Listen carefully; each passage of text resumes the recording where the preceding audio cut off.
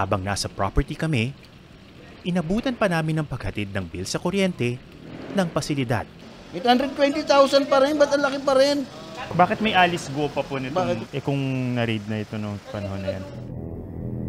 That there seems to be clear documentary evidence linking the local government of Banban, specifically the mayor, to the operations. Matapos i-raid ang Pogo sa Bamban, Tarlac, naging sentro ng atensyon ang mayor ng bayan na si Alice Leal Guo. Your Honor, hindi ko na po alam. Bukod kasi sa nasa likod lang ng munisipyo ang Pogo, ang lupang kinatatayuan ng pasilidad. Dati palang pagmamay-ari ni Guo. Ibinenta niya ito sa Baofu Land Development Incorporated kung saan dati ring kasosyo ang alkalde. Yung lupa po, nabili ko po sa mga private po na tao. Installment ko po binili sa kanila. Tapos nung pumasok po ang Baofu, pumasok po yung mga Chinese po na investors po. Yan po yung naging pinakapuhunan ko po sa kanila. Hi! Good morning po! Ayon sa mga otoridad, kasosyo ni Guo sa Baofu Land Development ang Chinese fugitive na si Huang Ziyang, ang sinasabing may-ari ng malaking villa sa Bamban. Madam Chairman, mariing itinanggi ni Guo na may nalalaman siya tungkol sa iligal na Pogo. Ang kanyang yaman, galing lang daw sa negosyo. Wala pong ini-involvement po ng Pogo.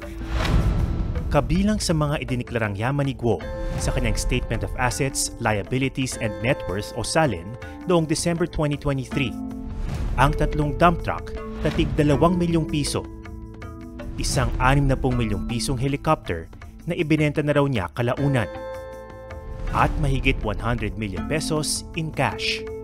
Nasa halos 200 million pesos naman daw ang kanyang liabilities o utang.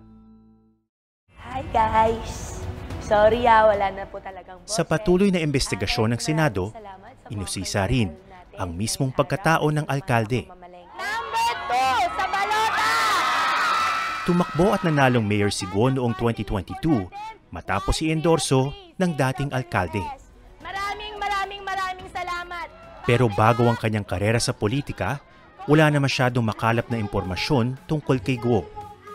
Wala raw siyang hospital record of birth at nagparehistro lang ng birth certificate noong 17 taong gulang na siya. Kapatid niyo po ba?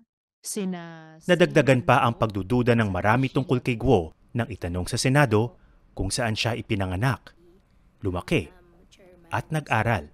Your Honor, tutorial po kasing ginawa po sa akin. Salo po kasi kami ng farm nakatira po. Pero sa isa pang Senate hearing, isiniwalat ni Senator Sherwin Gatchalian na hindi raw totoong homeschooled si Mayor Guo. Nag-aral daw siya sa isang private school sa Quezon City mula grade 1 hanggang grade 3. Di nagtagal, isang eksplosibong revelasyon ang inilabas ng National Bureau of Investigation. Nagtugma raw ang fingerprints ni Mayor Alice Guo at ni Guo Huaping, isang Chinese national na dumating sa Pilipinas noong January 12, 2003. The same, one and the same person. Fingerprint, dactyloscopy is an infallible science of identification. No two person, even twins, will have the same fingerprints. So, conclusive ang dactyloscopy examination. Dahil dito, naniniwala raw si Senator Risa Ontiveros na hindi tunay na Filipino citizen si Mayor Guo at posibleng ginagamit lang daw ni Guo ang pangalan at pagkakakilanlan ng tunay na Alice Leal Guo.